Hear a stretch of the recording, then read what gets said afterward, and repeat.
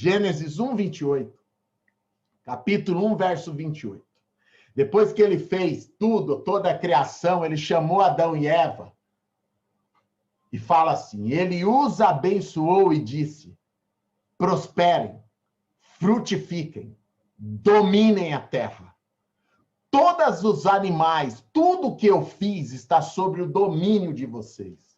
Vai para cima, prospera, cresce. Sabe por quê, meus queridos? Eu vou dar para você aqui agora a visão bíblica de prosperidade, para você entender.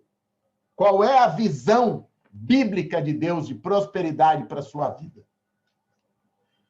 Os fariseus chegaram para Jesus uma vez e falaram assim para ele, mestre, na lei de Moisés está escrito que eu posso me divorciar da minha esposa, da minha mulher, quantas vezes eu quiser. Jesus falou, o que os fariseus queriam? Eles queriam ter 5, 10, 15 mulheres. Você entendeu? Se divorciar, tranquilo. Mas o que eles queriam era ter uma vida com um monte de mulheres. Como muitos homens na palavra de Deus tiveram contra o princípio de Deus. Porque Deus nunca na palavra dele ensinou alguém a ter muitas mulheres. E é esse o princípio que eu quero chegar com você. Os fariseus falaram para ele, mestre, na lei de Moisés está escrito que eu posso dar carta de divórcio para minha mulher. Jesus falou para eles assim, olha, está escrito na lei de Moisés por causa do coração duro de vocês. Mas o princípio não foi assim. No princípio, Deus fez uma mulher para um homem, Eva para Adão, e fez Adão, um homem, para Eva. Então, o princípio de um relacionamento é você ter só a sua mulher e a mulher ter só o marido dela. Jorge, eu sou divorciado. Eu sei, meu irmão. Você entendeu o que eu estou falando.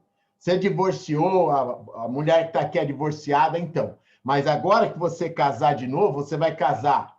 Se você for divorciado, casar com uma mulher só e a mulher casar com um homem só. Certo? É isso que eu estou falando. Tá? Que o princípio de relacionamento é um casal. Pessoa casar com a mulher, né? Ter uma mulher só, não ter amantes, não ter nada, e a mulher ter só o marido dela, não ter amantes, não ter nada. Não ter 5 maridos, 10 maridos, nem o marido ter 5, 10 esposas. Perceba uma coisa. Jesus não falou versículo disso da Bíblia, até porque naquela época não existia capítulos e versículos. Eu não sei se você sabe, mas a palavra de Deus, os livros, são 66 livros.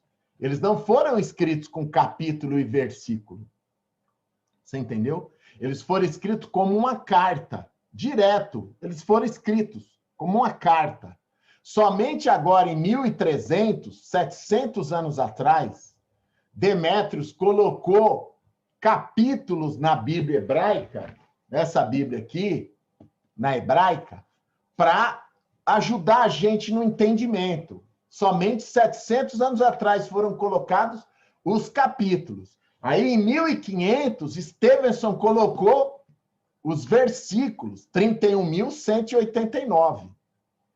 Então, na época de Jesus, na época de Moisés, Esdras e todos os profetas, não existia capítulo e versículo. Então, Jesus... Eu falo isso porque tem gente que falou, Jorge, mas naquele versículo Jesus falou isso, falou aquilo. Então, a Bíblia é um livro, a palavra de Deus, para ser entendido em princípios. Quando os fariseus falaram para ele que tinha uma passagem que falava isso, ele falou, ó, o princípio de um relacionamento é uma pessoa, um homem, né, ter uma esposa, só uma, e a esposa ter um marido. Se divorciar, quando eles casarem de novo, vão casar com uma pessoa só. Uma mulher com um homem só e o homem com uma mulher só. Foi assim que Deus fez. Jesus disse para eles. A mesma coisa eu quero falar para você do princípio financeiro. Quando Deus criou o mundo e ele criou Adão e Eva, ele colocou eles num jardim abundante. E a palavra de Deus fala que tinha tudo lindo naquele jardim. árvores lindas, animais, era um lugar maravilhoso o Jardim do Éden, mostrando o princípio bíblico que Deus quer para a minha vida e para a sua. Um princípio de prosperidade. Sempre foi o plano de Deus que os filhos dele sejam prósperos. Você entendeu? Sempre foi o princípio de prosperidade bíblico é esse, que eu e você seja próspero. Deus colocou os nossos primeiros pais ali para mostrar o princípio dele. Ele não colocou eles num lugar tudo bagunçado, sem nada, na miséria, passando fome, não. Ele preparou o que tinha de melhor para eles. Colocou eles num lugar abundante, num jardim maravilhoso, para que eu e você soubesse que a visão de Deus de prosperidade é uma visão de abundância, uma visão de vida abençoada na presença dele. Da onde veio, Jorge, então, esse ensino de pobreza pregado dentro das igrejas, pregado? Sabe de onde vem esse ensino? Vou falar para você. Existia um período na Terra chamado Idade Média, do ano 500 ao ano 1500 agora, 500 anos atrás, 520 anos, né? Nós estamos no ano 2021, do ano 500 até 1500, um período de 1000 anos, chamado Idade das Trevas, tá?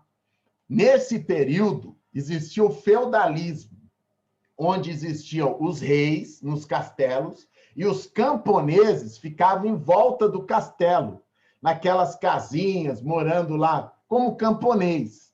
E os camponeses, eles tinham vontade de prosperar, você entendeu? Só que as terras, tudo era dos reis, era do clero, era da nobreza.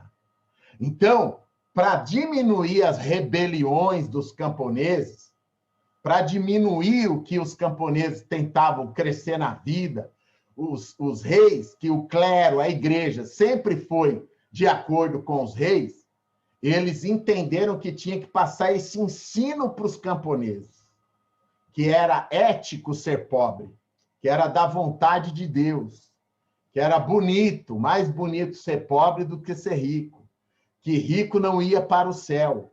Então, esse ensino ele começou a ser passado para os camponeses, para que eles se conformassem com a vida de pobreza que ele tinha.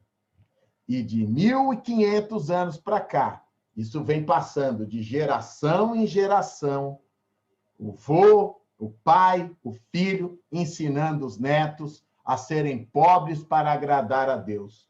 O contrário do que está escrito na palavra de Deus.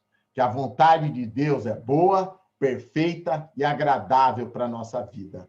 Eu vou ler um versículo aqui para você entender isso. Está escrito no Salmo 35, verso 27.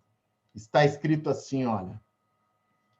Porque Deus ama a prosperidade do seu filho.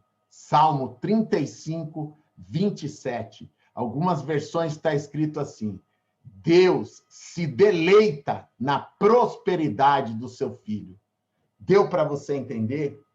A visão bíblica é sempre de prosperidade. A palavra de Deus, a Bíblia, ela foi escrita para que você, através desses ensinos aqui, você seja protagonista da sua vida. Você cresça, você prospere, você se torne cabeça e não cauda em qualquer lugar que você estiver.